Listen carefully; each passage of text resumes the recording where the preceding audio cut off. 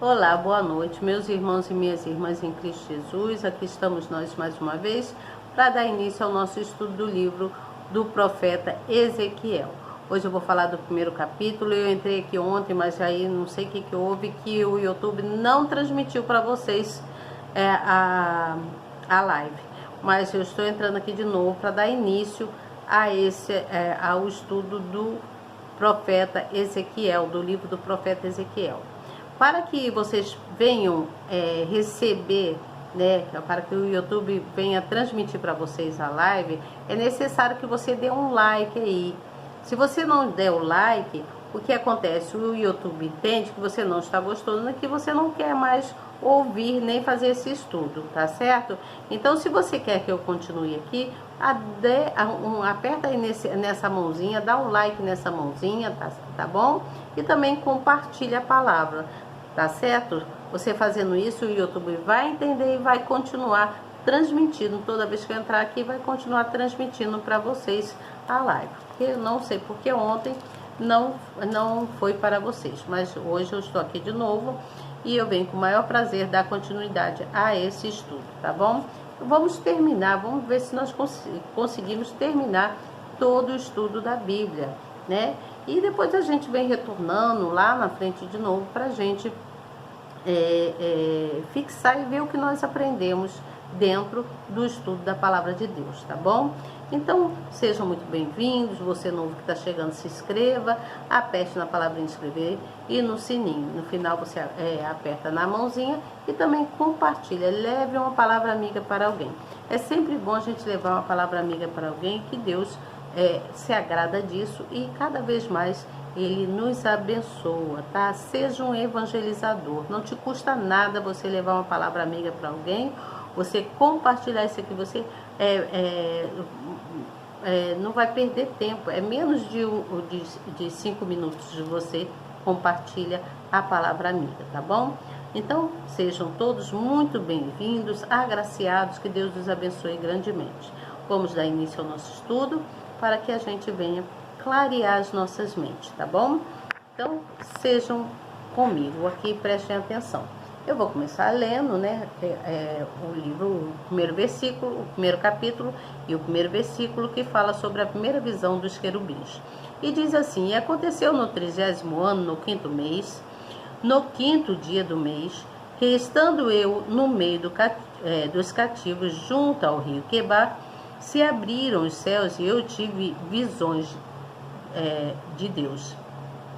No 5º dia do mês, no 5º ano do cativeiro do rei Jeoiaquim, veio expressamente a palavra do Senhor a Ezequiel, filho de Buzi, o sacerdote, na terra dos caldeus, junto ao rio Quebar, e ali esteve sobre ele a mão do Senhor.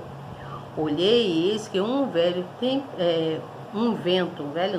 eis que um vento tempestuoso vinha do norte, uma grande nuvem com um fogo revolvendo-se nela, e um resplendor ao redor, e no meio dela havia uma coisa, como de cor de âmbar, que saía do meio do fogo.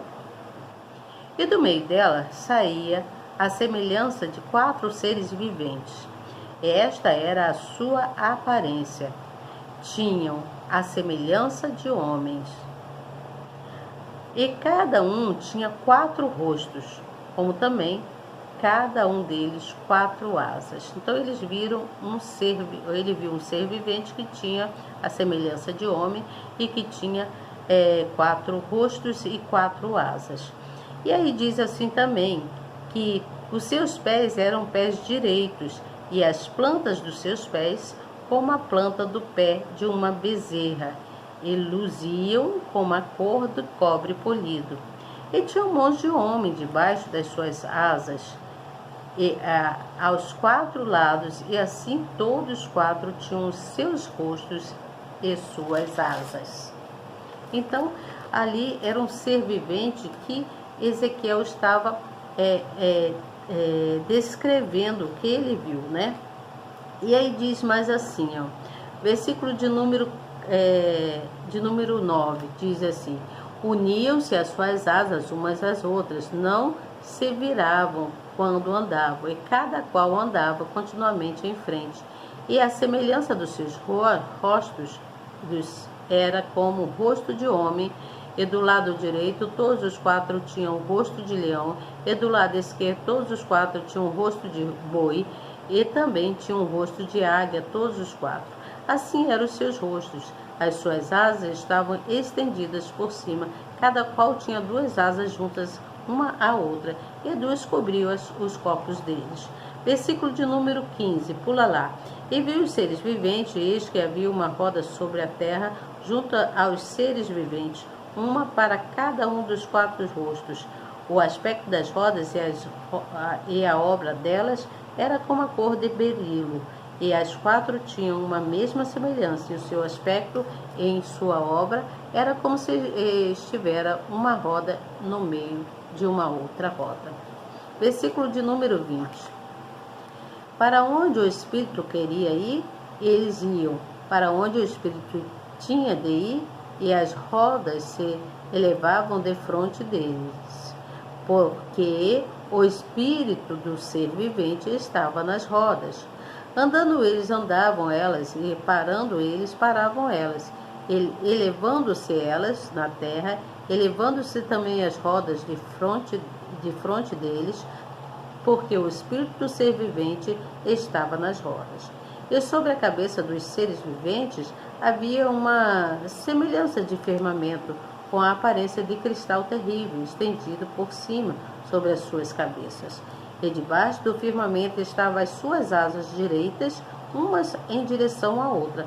Cada um tinha duas, que lhe cobriam o corpo de um lado, e cada um tinha outra, duas asas que o cobriam do outro lado. E andando eles, ouviam o ruído das suas asas, como o ruído de muitas águas, como a voz do Onipotente, um tumulto como o estrépito de um exército. Parando eles, abaixavam as suas asas. Então os querubins abaixavam as suas asas, né? Tudo aqui ele está descrevendo os querubins. E aí diz mais assim no versículo de número 27, via como a cor de âmbar, como a aparência de fogo pelo interior dele ao redor, desde o aspecto dos seus lombos e daí para cima, e desde o aspecto dos seus lombos e daí para baixo. Vi como a semelhança de fogo e um resplendor ao redor deles.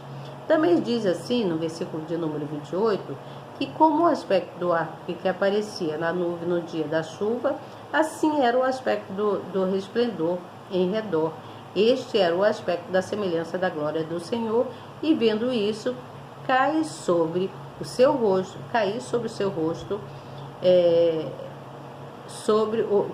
e vendo isso, caí sobre o meu rosto, e ouvi a voz de quem falava. E aí diz assim, vamos para a explicação, então, para que se possa entender melhor, tá? Então, nós vimos o seguinte aqui, gente. Vamos aqui para a explicação. Nós vimos o seguinte aqui. Eita, essa meu coisa aqui tá. Eita, Jesus. Tá acontecendo com isso. Vamos lá. A minha câmera, gente, não reparem não, pelo amor de Deus, não reparem. Então vamos aqui à explicação, que é importante, tá bom? E aí diz assim, Ezequiel. Então Ezequiel, ele foi levado no ano de 597 a.C. por Nabucodonosor, e junto com ele foram deportados para a Babilônia o rei de Judá, né? Jeoiaquim, a cerca de 10.000 cidades das mais alta classe da nação. Então Ezequiel tinha linhagem sacerdotal, pois seu pai, Buzi, era sacerdote, mas longe de Jerusalém e sem o templo, ele não podia exercer o ofício que ele fora preparado desde a infância. Então ele foi preparado para ser sacerdote, né? Só que ele não podia cumprir, né? Ali onde ele estava não poderia cumprir. E aí diz também que estando no meio dos cativeiros, a Babilônia era o maior centro de paganismo da época. Por esta razão, Ezequiel poderia hesitar em manifestar sua devoção ao Altíssimo ou eximir-se da responsabilidade de compartilhar sua fé diante daquele povo.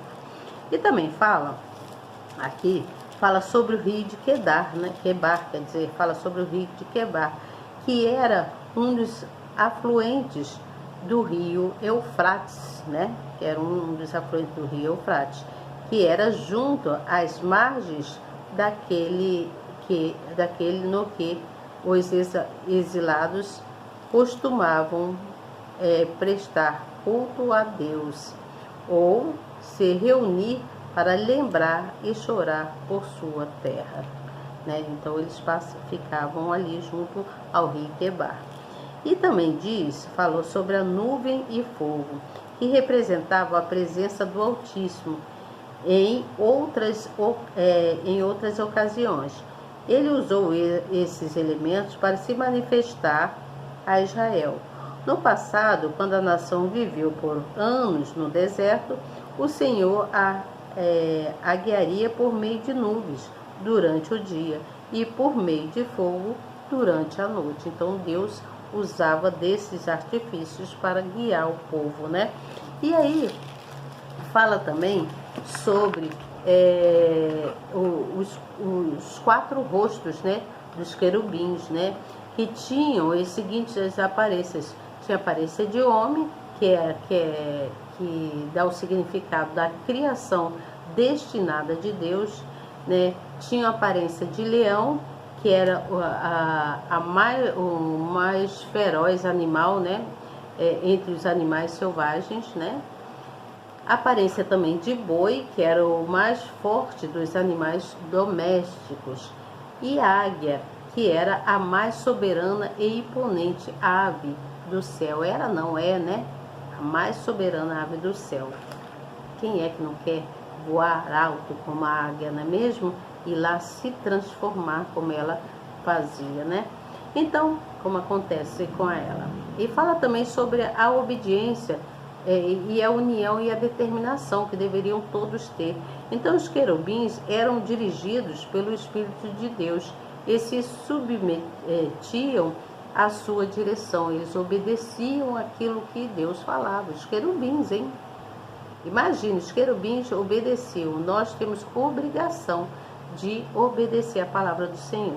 Então, suas asas se juntavam umas às outras e unidas ao mesmo propósito. A reverência que eles mostravam era tamanha que não se viravam para os lados quando eles estavam diante de Deus, pois estavam determinados em cumprir as suas missões. Os querubins, eles cumpriam suas missões, eles não se desviavam da direção de Deus, eles só olhavam na direção de Deus, eles não olhavam de lado. Então, da mesma forma, age todo aquele que está disposto a agradar ao Eterno. O mesmo Espírito que guia os seres celestiais guiou o Senhor Jesus quando esteve na terra,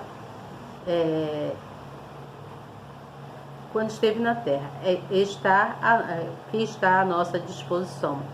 Nele encontramos a direção certa e as respostas para todos os nossos anseios, todas as nossas dificuldades, tá certo? Então, gente, o que a gente observa nisso aqui, nesse capítulo de número 1? Nós vimos que Deus, enviou Ezequiel, né? Então, Ezequiel, ele teve, primeiro, antes de Deus enviar Ezequiel para um determinado lugar lá em Israel, Ezequiel teve uma visão, né? Então, ele viu lá em Israel, ele viu que Israel seria restaurado, ele viu que o Senhor Deus prometeu reunir todo Israel do cativeiro, ele revela a volta das terras, né? que Deus renovaria, né, a comunhão com eles e reuniria os reinos de Israel. E Ezequiel, ele viu esses querubins, né? Então Ezequiel foi um sacerdote que viveu no exílio de Judá, na Babilônia, onde quem lá reinava era Nabucodonosor, quando ele levou lá no ano de 500 e no ano de 597. Neste ano, quem reinava lá era Nabucodonosor. E Nabucodonosor, ele também levou cativo o rei Jeoiaquim. Então ele foi chamado, Ezequiel foi chamado para proclamar a mensagem de Deus, né? E como sacerdote, ele tinha que permanecer lá no templo de Jerusalém. Mas só que ele não podia exercer a função dele como lá, né? Porque a concentração dele seria para a glória do Senhor e para a restauração futura lá da época de Judá. Então, isso significa que Deus ele não tem ele não tolera pecados, né? Que o povo lá cometia muitos pecados.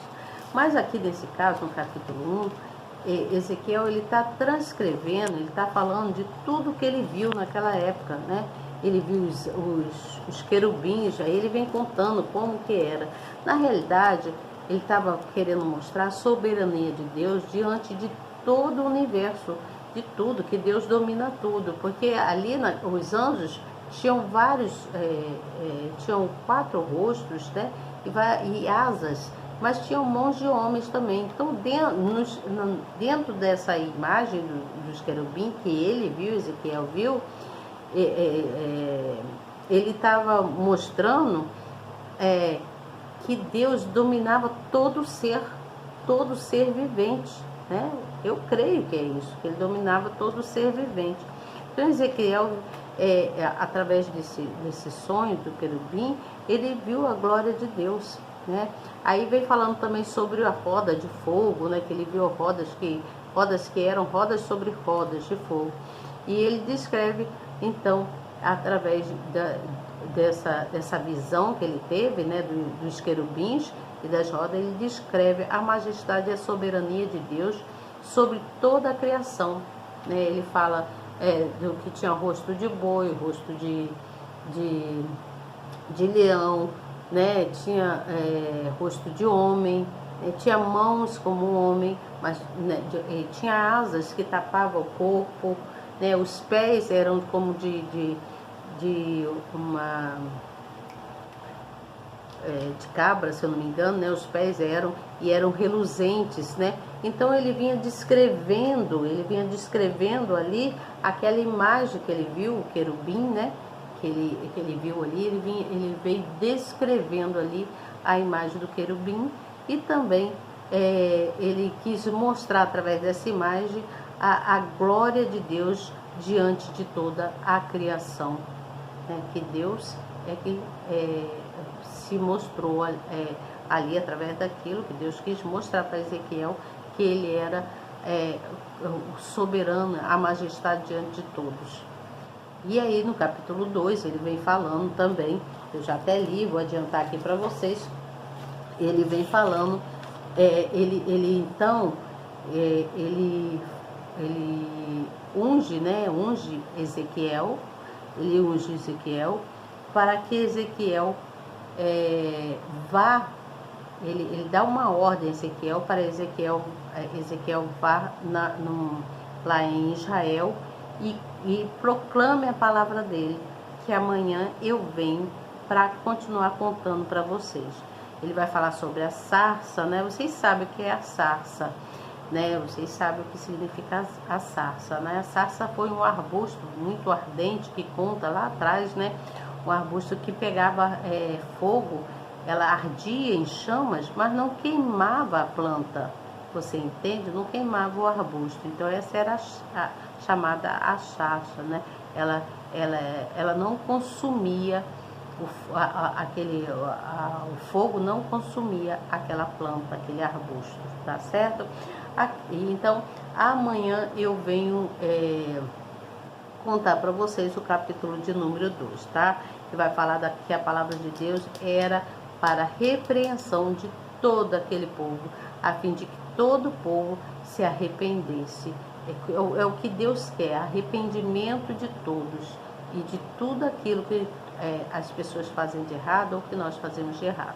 Mas amanhã eu venho contando para vocês, leia a história e vem com a explicação que está na Bíblia também, assim como eu li para vocês aqui a explicação que está aqui na nossa Bíblia.